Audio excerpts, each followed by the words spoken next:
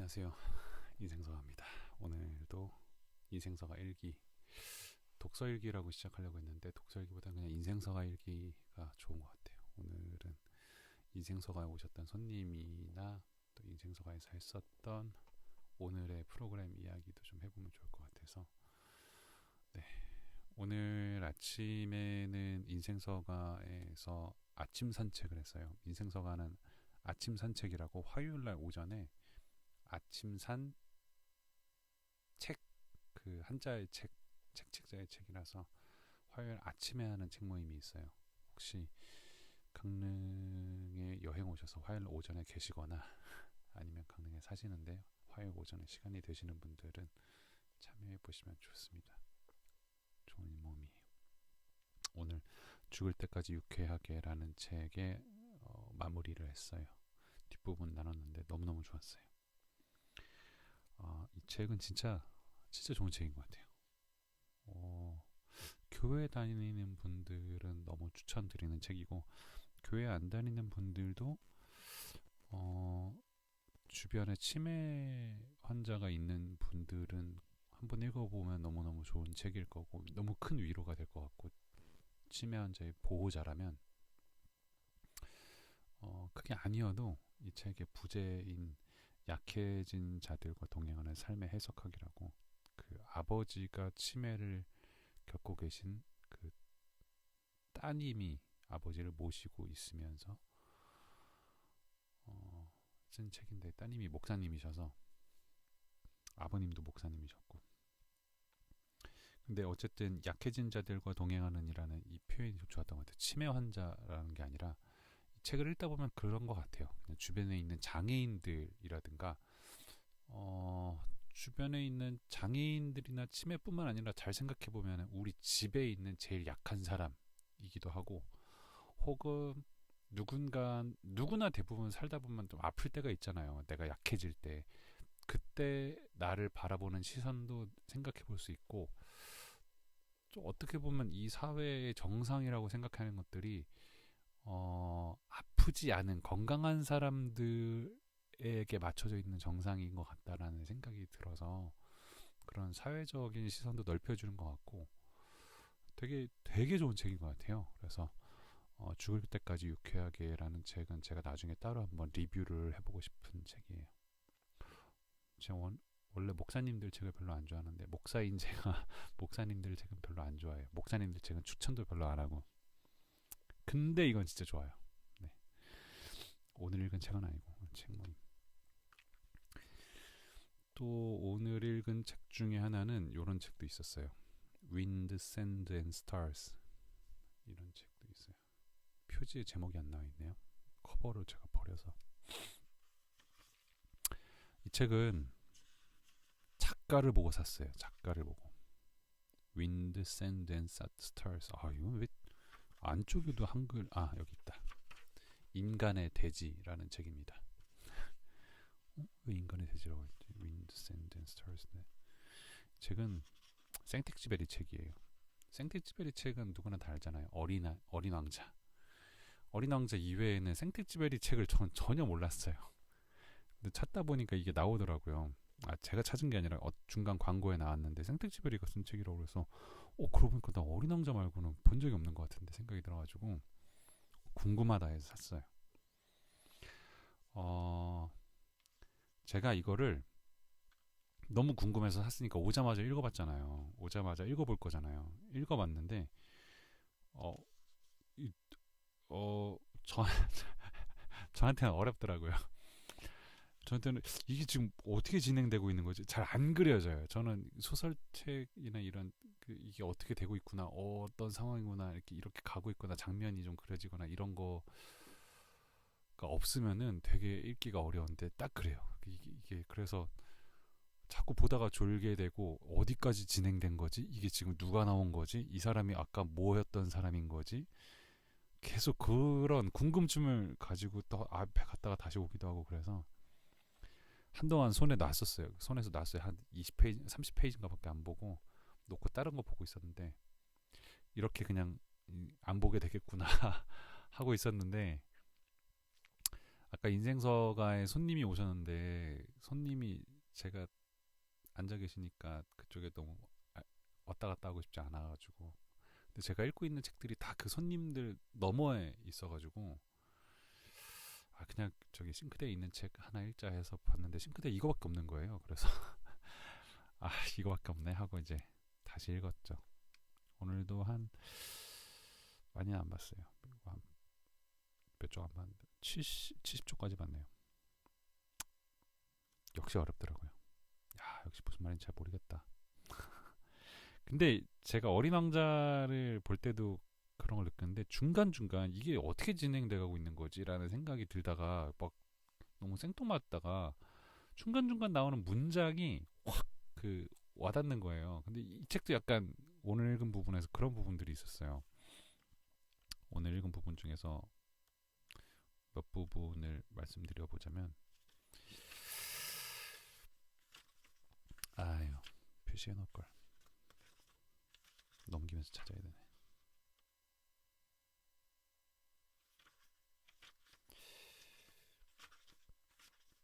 음,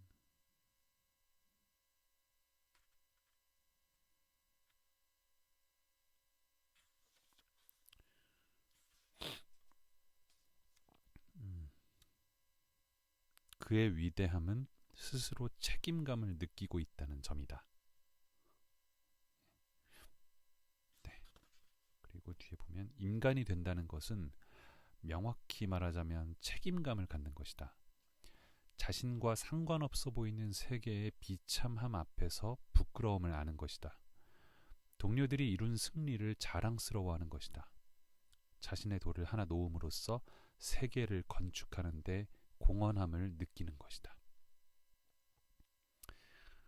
이런 것들.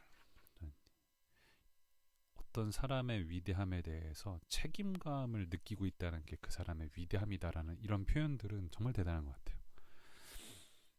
인간이 된다는 게 책임감을 갖는 것이고 나하고 전혀 상관없어 보이는 이 세계의 비참함 앞에서 부끄러움을 아는 것이다.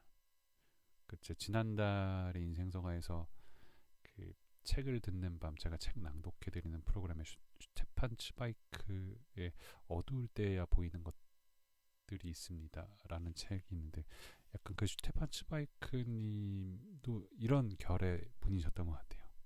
본인은 유럽에서 빠져나와서 2차 세계대전에서 미국과 브라질에 있을 때 2차 세계대전에 희생되고 있는 그 전쟁의 상황에 있는 사람들을 생각하면서 부끄러워하는 그런 마음들이 느껴지는 글들을 읽었는데 그런 어떻게 보면 내가 저지른 것도 아닌데 라는 상황일 수 있지만 전 세계의 비참함 가운데 그것이 상관없어 보이는 내가 되게 수치스럽고 부끄러움을 느낀다는 것. 그게 인간이 된다는 거다.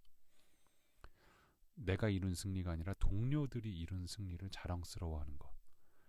내가 작은 돌 하나를 놓음으로써 세계를 건축하는 데 공헌함을 느끼는 것. 이게 인간이 된다는 거다라는 이런 표현들이 너무 멋있지 않나요? 그래서 이런 표현들 보면서 와 이렇게 졸다가 어떤 내용이지 하다가 이런 표현들 보면 감동받고 이런 문장도 되게 좋았어요. 더 할 것이 없을 때가 아니라 뺄 것이 없을 때 완벽함에 이르는 것 같아. 막 더하고 더하고 더해서 완벽해졌어라고 말하는 게 아니라 이제 빼고 해서 더 이상 뺄 게 없어 완벽해라고 말하는 이런 오, 어떤 비움의 완벽함 이런 것들을 느끼게 해주는 문장인 것 같아서 네, 아마 끝까지 보게 될 것 같아요. 뭔 말인지는 잘 모르겠는데 이게 지금 어떻게 진행되고 있는 건지는 잘 모르겠는데 중간중간 나오는 문장의 매력에 빠져서 끝까지 보게 될 것 같아요. 근데 오래 걸릴 것 같습니다. 이거는 어저께 읽은 책이에요. 어저께 그 강릉에 있는 명경지수라는 데 초대받아서 갔다 왔어요. 명경지수라고 되게 여기 말하는 막 더해서 완벽해진 공간이 아니라 막 빼고 빼서 더 이상 뺄 거 없어 딱 요만큼이다 하고 딱 느낄 수 있는 되게 되게 좋은 공간이 있어요. 명경지수라고 강릉에 2시간 공간을 대여해서 작은 책상 하나가 이제 내가 정해서 앉는 거예요. 거기서 핸드폰도 반납해요. 비행기 모드나 뭐 전원을 꺼서 반납을 하고 핸드폰도 없이 그냥 딱 내 시간에 집중하는 공간인데 되게 좋더라고요. 그 요즘에 핸드폰 없이 시간을 보내는 경우가 많지 않잖아요.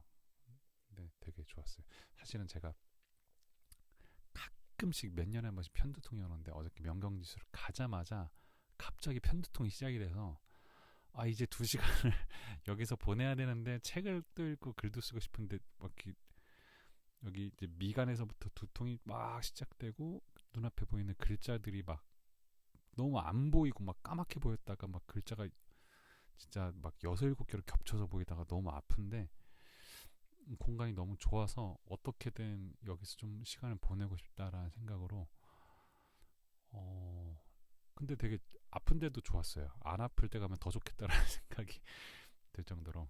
근데 명경지수를 갑자기 왜 얘기하고 있지? 어쨌든 명경지수 되게 좋았어요. 명경지수에서 읽은 책이에요. 어저께 책. 나는 매일 죽음을 준비하고 있습니다. 이시쿠라 후미노부.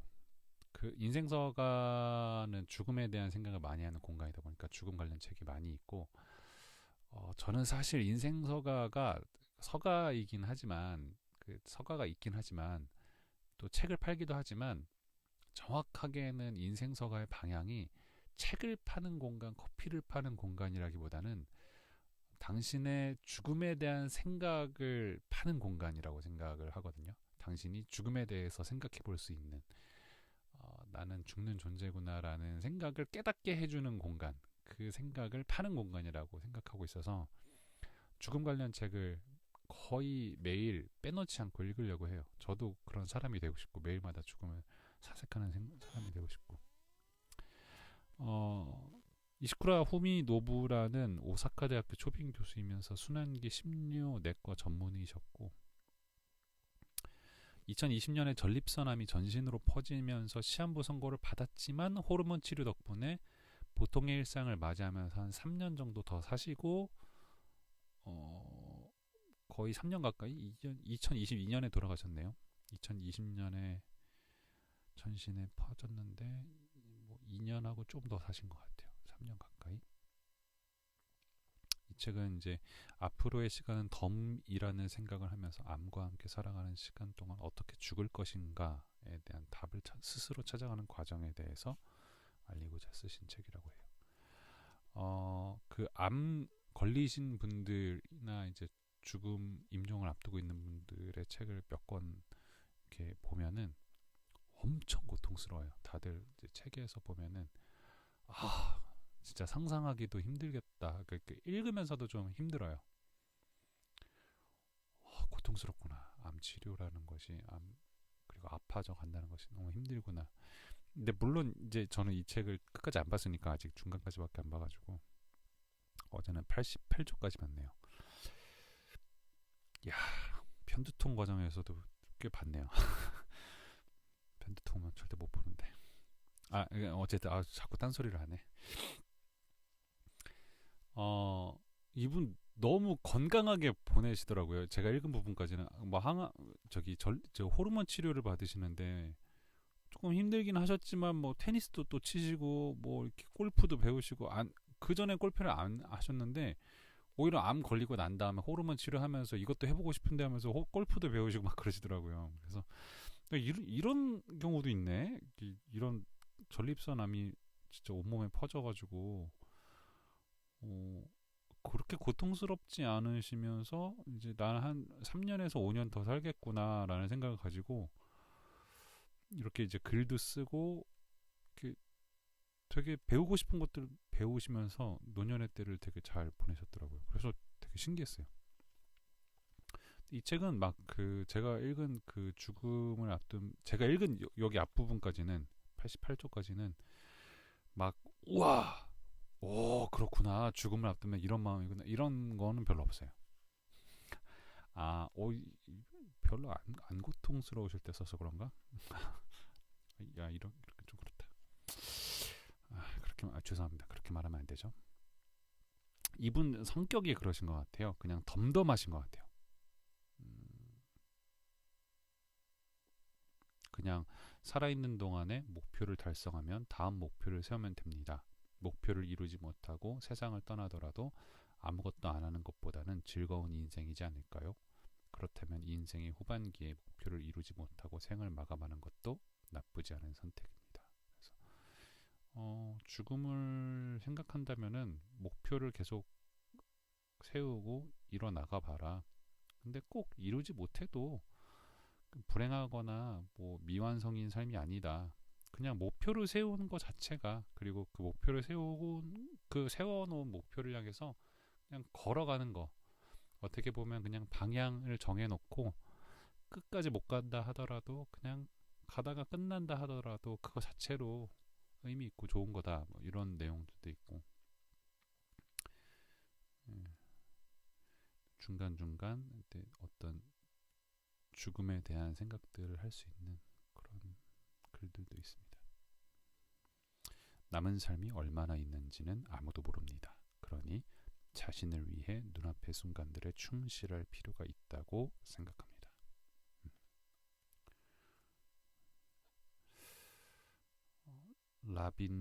라빈드라나트 타고르네요. 죽음은 빛을 끄는 것이 아니라 새벽이 왔기 때문에 등불을 끄는 것일 뿐이다. 그래서 이런 책도 읽고 있습니다. 네, 괜찮은 것 같아요. 오늘 밤에는 제가 청주에 있는 강서교회 성도님들이랑 서서히라는 글서, 느릴서 기쁠히, 책을 느리게 읽으면서 느끼는 기쁨이란 모임을 하고 있는데 5월에는 이 책을 같이 읽었어요. 만일 내가 인생을 다시 산다면, 김혜남님의 책. 몇 번을 봐도 너무 좋은 것 같아요. 이 책은 진짜 너무 좋은 책인 것 같아요. 중간중간 필사도 엄청 많이 했고, 오늘도 한번 필사 내용을 중심으로 한번 쭉 한번 맨 앞에부터 훑어봤어요. 그래서 너무 좋았고, 이 책은 나눠야 될 내용이 많지만 이 책의 한 부분만 이야기해보자면 맨 앞에 나와 있는 시가 있어요. 맨 앞쪽에. 이것만 읽어드릴게요. 만일 내가 인생을 다시 산다면 이번에는 용감히 더 많은 실수를 저지르리라. 느긋하고 유연하게 살리라. 그리고 더 바보처럼 살리라. 매사를 심각하게 생각하지 않을 것이며 더 많은 기회를 붙잡으리라. 더 많은 산을 오르고 더 많은 강을 헤엄치리라. 아이스크림은 더 많이, 그리고 콩은 더 조금 먹으리라. 어쩌면 실제로 더 많은 문제가 있을 수도 있겠지만 일어나지도 않을 걱정거리를 상상하지는 않으리라. 나딘 스테어의 만일 내가 인생을 다시 산다면 중의 일부분이라고 해요. 실제로 이 책의 제목으로 쓰여진 시이기도 하고, 이 책을 다 읽고 난 다음에 다시 맨 앞으로 돌려서 이 시를 읽어보면은 이 시의 내용을 가지고 이 책을 쓰시려고 했던 건가 라는 생각이 들 정도로 이 책의 내용을 되게 잘 담고 있는 시인 것 같아요. 이 책도 여러분 한번 꼭 읽어보시면 좋을 것 같아요. 제가 책 모임을 오늘 아침에도 인생서가에서 하고 저녁에는 온라인으로 했는데, 여러분 사시는 동네가 어디시든지 간에 책 모임은 한번 해보세요. 되게 좋아요. 책 모임은 진짜 좋아요. 책 모임에 대한 이야기로 좀 빠졌는데, 책 모임을 하면 뭐가 제일 좋으냐 물어본다면 되게 좋은 점이 많은데, 뭐 책 읽는 것도 좋고 여러 가지가 있는데, 제가 처음 책 모임을 하면서 느꼈던 제일 좋았던 점은 책이 아니었어요. 와, 이런 책이 있구나. 와, 이 책에 이런 내용이 있구나. 이런 걸로 책 모임이 좋았다기보다는 처음에 뭐가 좋았냐면 내 말을 경청해주는 사람이 있다라는 게 좋았어요. 그 책 모임에 가면은 한 사람씩 돌아가면서 이제 책을 읽었던 내용에 대해서 말을 하는데, 내가 어떤 내용을 읽었는지 말 같지 않은 소리를 할 때도 있거든요. 내가 말하면서도 이게 뭔 말을 하고 있는 거지 싶을 때가 있어요. 근데 책 모임에 오신 분들의 특징이 그런 것 같아요. 책 모임을 하시는 분들이 남의 이야기를 잘 들어줘요. 그러니까 누군가가 내 이야기를 잘 듣는다는 게 그게 진짜 좋은 일이에요. 나를 받아주고 있다는 느낌이 들어요. 그래서 어 여보세요? 아빠, 어? 어, 어디에요? 아빠 지금 인생서가에서 촬영하고 있어. 아빠, 오빠 이제 막 잔우장 갔다 왔어. 이제 왔어? 아빠, 아빠 선물 사왔어요. 아빠 선물까지 사왔어. 펩시콜라랑 선물해 줬어. 고마워 콜라. 알았어. 아빠 지금 촬영하고 있어서 얼른 촬영하고 들어갈게. 안녕. 잘 자. 사랑해. 안녕히 주무세요. 사랑해요. 시우야 고마워. 음. 쉬세요. 음.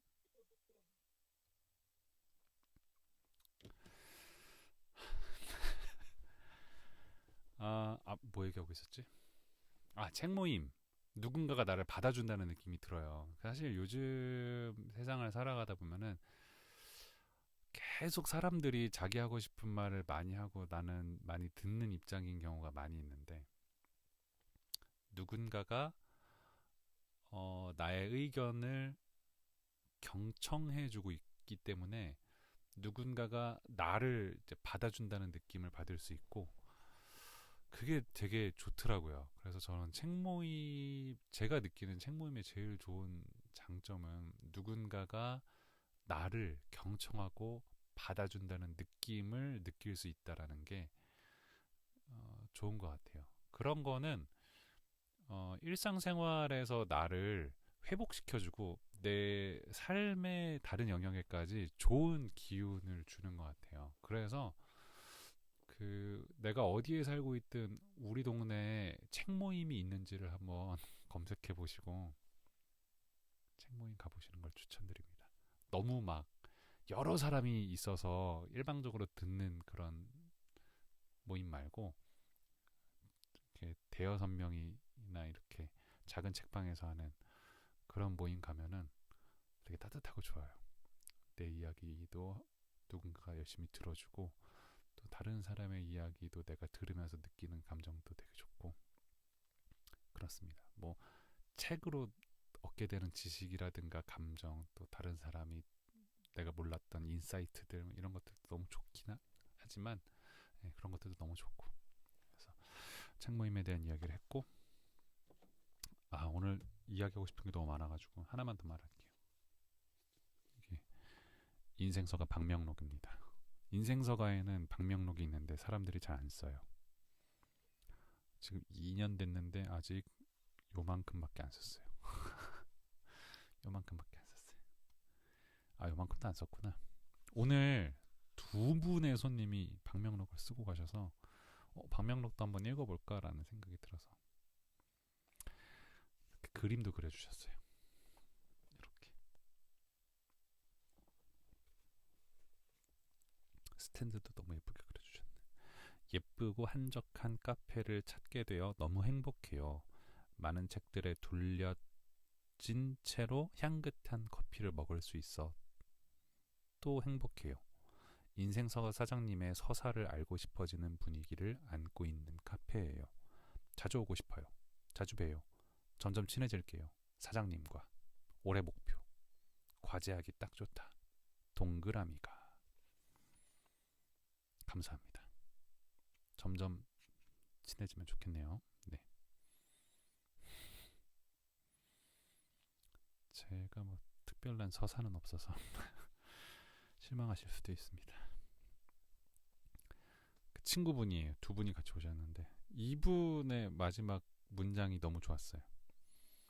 나는 내가 여기 오기 전 무딘 사람이라고 생각했었다.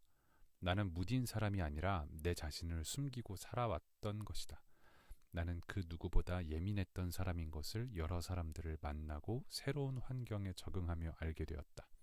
어쩌면 내가 잘못 알고 있을지도 모르지만 나는 내 자신을 받아들이기로 했다. 그래서 지금 행복하다. 하고 고양이가 물음표 느낌표 하고 있는 그림을 그려주셨네요. 요 마지막에 뭐라고 쓰셨냐면 순두부인 줄 알았는데 나는 찌개용 두부였어 라고 쓰셨어요. 아, 어떻게 이런 생각을 하실 수 있지? 무딘 사람인 줄 알았는데 예민한 사람이었다. 그래서 나는 순두부인 줄 알았는데 이렇게 쉽게 부서지는 순두부인 줄 알았는데 칼로서는 찌개용 두부였다라는 대단하신 것 같아요. 어디 이런 걸 국문과라 그러셨다 이분이. 네, 찌개용 두부님 언제 또 오시면 좋겠네요. 근데 여기 와서 무딘 사람이라고 무딘 사람이 아니라는 거 어떻게 알았지? 여기가 인생서가가 아니라 강릉인가 보다. 강릉에 오기 전에는 무딘 사람이라고 생각했었는데 강릉에 와서 그러신가 보네요. 여러분 오셔서 여기 방명록에 여러분의 이야기를 남겨주세요. 2025년 5월 27일 밤 10시 반인데 이제 집에 들어가야겠네요. 네, 그랬습니다. 오늘 인생서관 이랬습니다.